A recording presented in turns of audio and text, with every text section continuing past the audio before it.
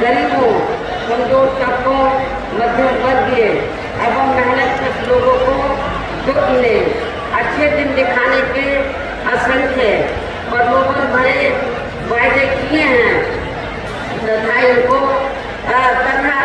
इन लोगों को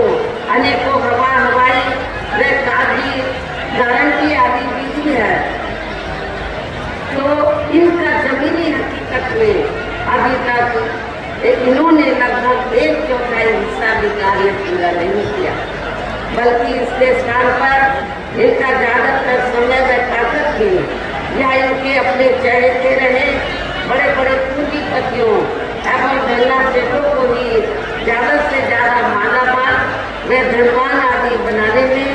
तथा उन्हें हर स्तर पर छूट देने में व बचाने में ही लगी रही है, जिनके अधिकांश आर्थिक सहयोग से ये पार्टी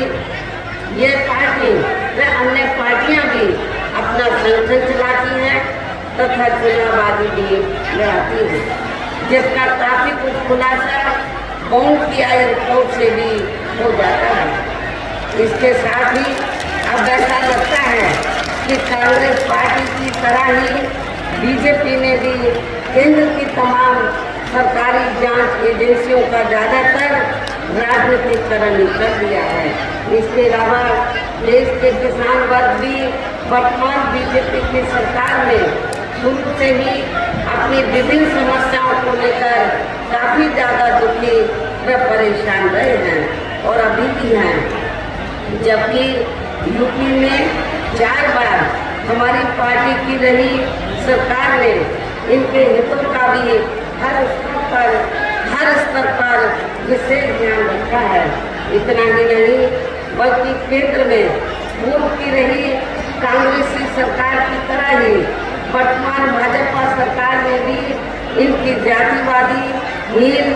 सांप्रदायिक एवं पूंजीवादी सोच व नीतियों के चलते ही पूरे देश में सर्व समाज में से खासकर गरीबों, दलितों, आदिवासियों, पिछड़े वर्गों, मुस्लिम एवं अन्य धार्मिक अल्पसंख्यक समाज के लोगों का भी पूर्ण रूप से विकास व उत्थान आदि नहीं हो सका है। और इस संदर्भ में वैसे आप लोगों को ये मालूम है कि पूरे देश में यहाँ दलितों, आदिवासियों एवं अन्य पिछड़े वर्गों का सरकारी नौकरियों में वर्षों से अधूरा पड़ा आरक्षण का कोटा भी अभी तक पूरा नहीं भरा गया है। विशेषकर SC व ST वर्गों के सरकारी कर्मचारियों का पदोन्नति में आरक्षण भी अब काफी हद तक प्रभावहीन ही बना दिया गया था और सपा सरकार ने तो ये व्यवस्था बिल्कुल ही खत्म कर दी गई थी। साथ ही केंद्र व राज्यों में भी विरोधी पार्टियों की रही सरकारों में इन सभी वर्गों को प्राइवेट सेक्टर में आरक्षण दिए जाने की व्यवस्था किए बिना ही इनकी सरकारों के ज्यादातर सरकारी कार्य अब प्राइवेट सेक्टर के जरिए ही इनके बड़े बड़े पूंजीपतियों व धनना सेठों आदि को ही दिए जाने के कारण अब इनको पूरे देश में आरक्षण का बहुत कम ही लाभ मिल पा रहा है। इसी प्रकार इनका अन्य और मामलों में भी शोषण व उत्पीड़न आदि होना अभी तक भी बंद नहीं हुआ है। इसके साथ साथ मुस्लिम व अन्य धार्मिक अल्पसंख्यक समाज के लोगों की भी हालत हर स्तर पर यह काफी ज्यादा खराब व दयनीय ही बनी हुई है, जिसका काफी कुछ खुलासा सच्चर कमेटी की रिपोर्ट में भी किया गया है। इतना ही नहीं बल्कि पिछले कुछ वर्षों से केंद्र व अधिकांश राज्यों में भी बीजेपी व RSS की सरकारों के चलते हुए अब इनका विकास व उत्थान आदि होना भी काफी हद तक बंद सही हो गया है।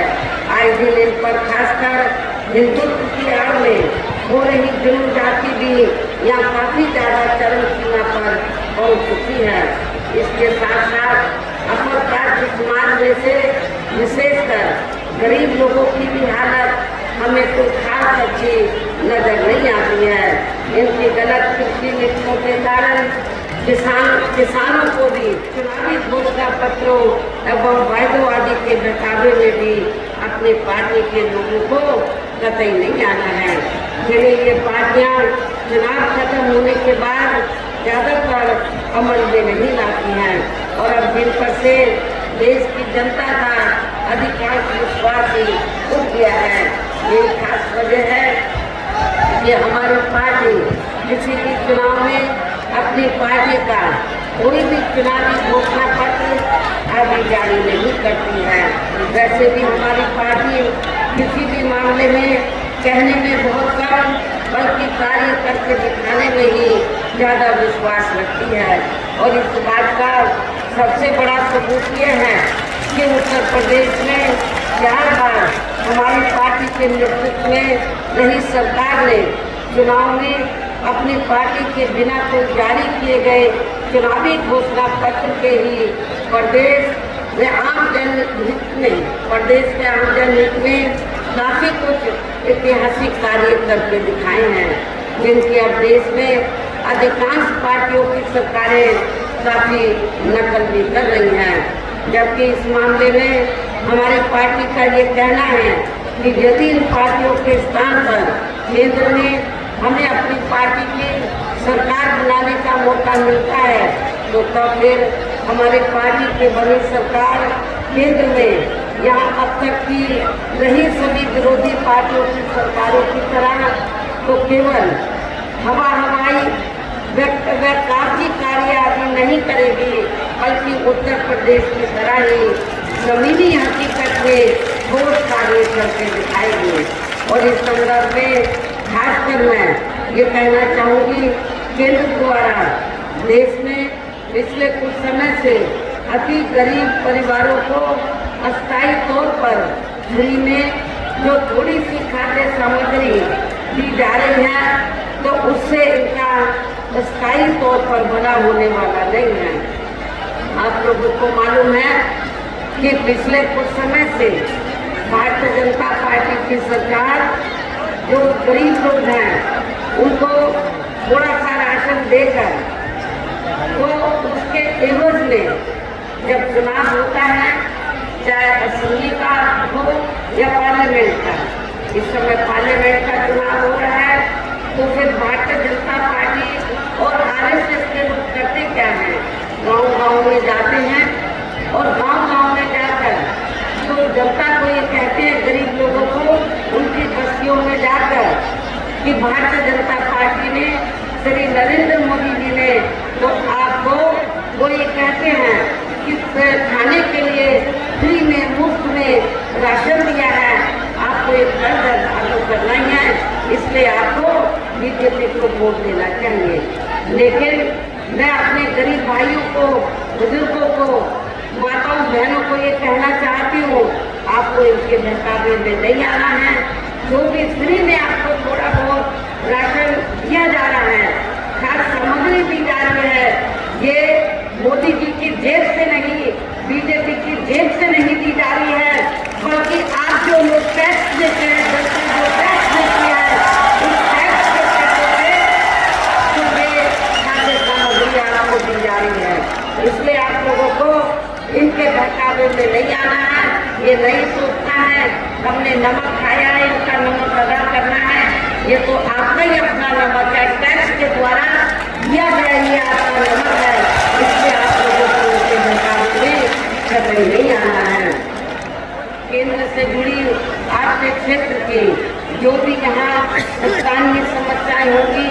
तो उन्हें भी दूर करने का हर संभव पूरा प्रयास किया जाएगा। साथ ही यहाँ गरीबों, मजदूरों, बेरोजगारों, कर्मचारियों, किसानों, छोटे व्यापारियों एवं अन्य मेहनतकश लोगों के हितों का भी विशेष ध्यान रखा जाएगा। सर्व समाज में से खासकर दलितों, आदिवासियों,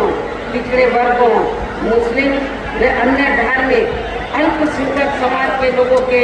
विकास एवं उत्थान के साथ साथ हर स्तर पर इनकी सुरक्षा आदि के लिए भी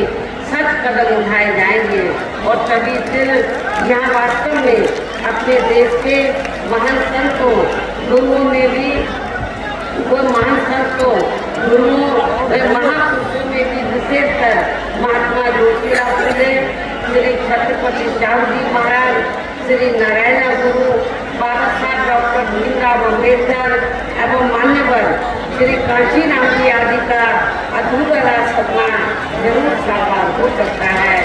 जिनको यूपी में हमारी पार्टी के सरकार द्वारा हर स्तर पर पूरा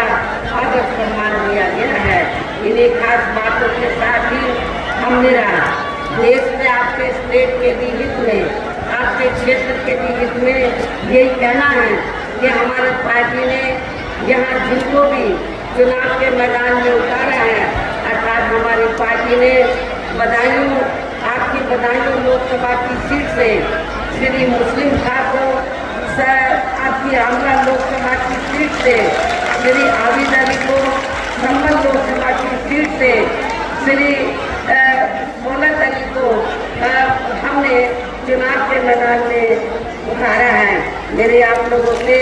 पुरजोर अपील है कि बहुजन समाज पार्टी के ये जो उम्मीदवार आपके सामने या चुनाव के मैदान में आपके सामने खड़े हैं, मंच पर मौजूद भी हैं, तो उन्हें आपको जरूर कामयाब बनाना है, जिसके लिए यहाँ पार्टी के सभी स्तर के छोटे बड़े पदाधिकारी एवं कार्यकर्तागण पूरे जी जान से लगे हैं। और अब अंत में मेरा यही कहना है कि आप लोगों को वोट करने वाले दिन यहाँ बीएसपी के अपने सभी इन लोकसभा उम्मीदवारों को अपनी पार्टी का जो चुनाव चिन्ह हाथी है, हाथी चुनाव चिन्ह के सामने वाले बटन को दबाकर अपनी पार्टी के इन तीनों प्रत्याशियों को विकास तोड़ वोटों के अंतर से जरूर जिताना है। इस खास अपील के साथ ही हमने अपनी बात की आज़ादी के बाद शुरू में केंद्र व देश के काफी राज्यों में भी ज्यादातर सत्ता जहाँ कांग्रेस पार्टी के हाथों में ही केंद्रित रही है, किंतु इनकी अधिकांश मामलों में रही गलत नीतियों एवं गलत कार्य प्रणाली आदि की वजह से ही फिर इस पार्टी को केंद्र व काफी राज्यों की भी सत्ता से बाहर होना पड़ा है तथा यही स्थिति इनकी सहयोगी पार्टियों की भी बनी रही है। इतना ही नहीं बल्कि इनकी सरकारों में दलित व पिछड़े वर्गों की तथा इनके मसीहा परम पूज्य बाबा साहब डॉक्टर अम्बेडकर की भी हर मामले में हर स्तर पर काफी ज्यादा उपेक्षा की गई, जिसके कारण ही पिछले कई वर्षों से बीजेपी व इनके सहयोगी दल केंद्र व काफी राज्यों की भी सत्ता में काबिज हो गए। कांग्रेस सत्ता से बाहर हुई, उनके सहयोगी दल सत्ता से बाहर हुए और फिर इसके स्थान पर तो पिछले कुछ वर्षों से बीजेपी व इनके सहयोगी दल केंद्र एवं काफी राज्यों की भी सत्ता में काबिज हो गए हैं, लेकिन इनकी भी ज्यादातर रही जातिवादी, पूंजीवादी, संकीर्ण, सांप्रदायिक, द्वेषपूर्ण नीतियों एवं कार्य प्रणाली आदि से तथा इनकी करनी में भी काफी अंतर होने की वजह से अब ऐसा लगता है कि इस बार ये पार्टी भी यानी कि भारतीय जनता पार्टी भी केंद्र की सत्ता में आसानी से वापस आने वाली नहीं है। बशर्ते यदि ये चुनाव इस बार फ्री एंड फेयर होता है तथा आम चर्चा के मुताबिक वोटिंग मशीनों में भी कोई गड़बड़ी आदि नहीं की जाती है और वैसे भी इस बार चुनाव में इनकी कोई भी पुरानी एवं नहीं चल रही नाटकबाजी, जुमलेबाजी व गारंटी आदि काम में आने वाली नहीं। इनकी नई आईडी गारंटी आप लोगों के सामने आ रही है, ये सब काम में आने वाली नहीं, क्योंकि अब देश की जनता काफी हद तक भाग पड़ रहा है, जिससे यह विशेषकर छोटे एवं मध्यम वर्गीय व्यापारी वर्ग भी काफ़ी ज़्यादा दुखी व परेशान हैं और अब केंद्र में पूर्व की रही सरकारों की तरह ही वर्तमान भाजपा सरकार में भी यहाँ पूरे देश में गरीबी, बेरोजगारी, अभी महंगाई आदि भी लगातार काफ़ी ज़्यादा बढ़ रही है। देश में हर स्तर पर फैला भ्रष्टाचार भी अभी तक खत्म नहीं हुआ है। साथ ही अपने देश की सीमाएं भी अभी तक पूरे तौर से सुरक्षित नहीं हैं। ये भी बड़ी चिंता की बात है। ऐसे में अब आप लोगों को देश में हो रहे लोकसभा चुनाव में कांग्रेस, बीजेपी व इनकी सहयोगी पार्टियों को भी केंद्र की सत्ता में आने से जरूर रोकना है। जिनके गलत नीतियों व गलत कार्य प्रणाली आदि को आप लोग काफ़ी हद तक आजमा भी चुके हैं। ऐसी स्थिति में अब ये विरोधी पार्टियां इस चुनाव में भी किस्म किस्म के साम, दाम, दंड भेद आदि अनेकों हथकंडे इस्तेमाल करके केंद्र की सत्ता में आने की भी पूरी कोशिश में लगे हैं, जिनसे अपनी पार्टी के लोगों को हर स्तर पर काफ़ी ज़्यादा सावधान रहना है। और इस मामले में विरोधी पार्टियां अपने अपने पक्ष में हवा बनाने के लिए खासकर मीडिया, ओपिनियन पोल व सर्वे आदि का जो बड़े पैमाने पर इस्तेमाल कर रही हैं, तो उनसे भी अपनी पार्टी के लोगों को बिल्कुल भी गुमराह नहीं होना है। इसके साथ ही विरोधी पार्टियों के विभिन्न